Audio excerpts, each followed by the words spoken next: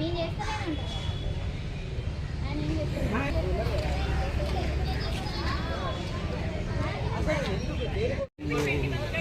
ఎక్కడికి వెళ్ళన్నారు, ఎక్కడికి వెళ్ళొచ్చింది అన్నమాట.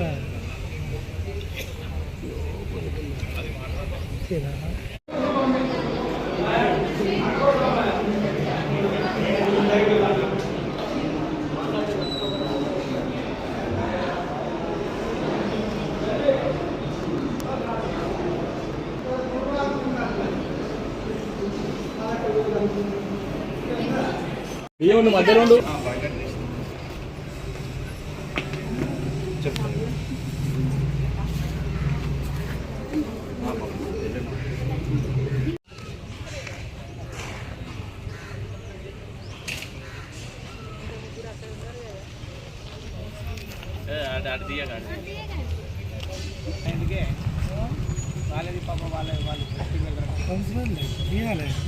అధికార పార్టీగా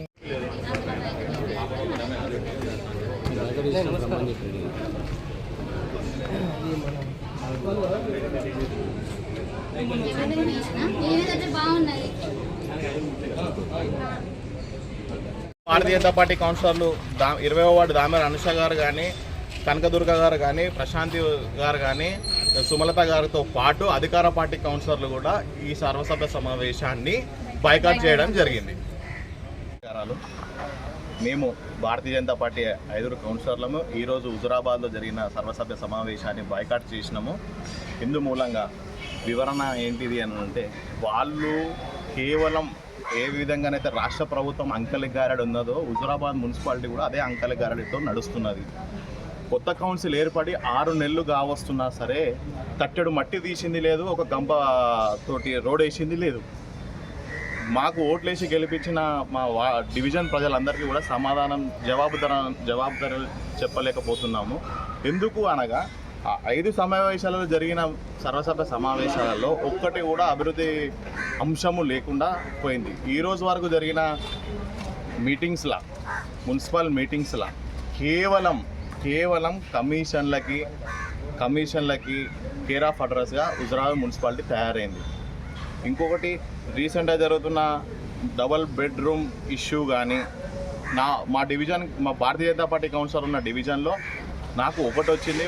మా 4 మహిళా కౌన్సిలర్లు ఉన్న డివిజన్లలో 2 వేసి 3 వేసి 5 వేసి 7 అన్ని కలిపితే కూడా 20-21 కాలేకపోయింది.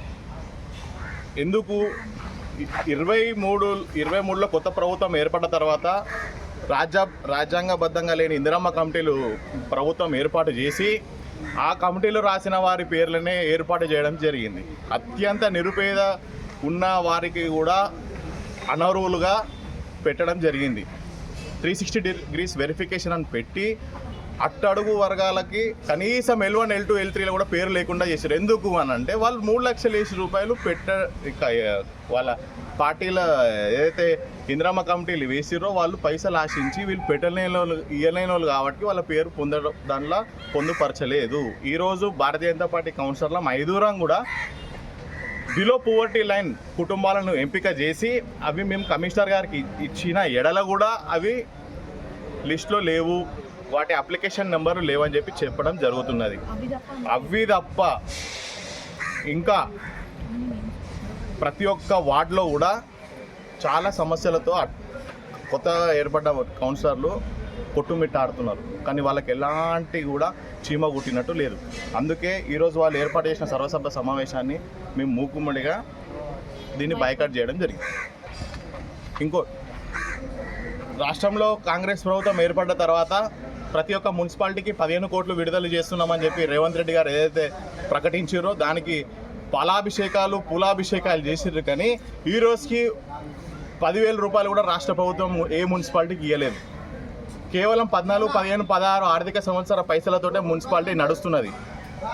ఇది కూడా గమనించాల్సిందిగా మీడియా మిత్రులకి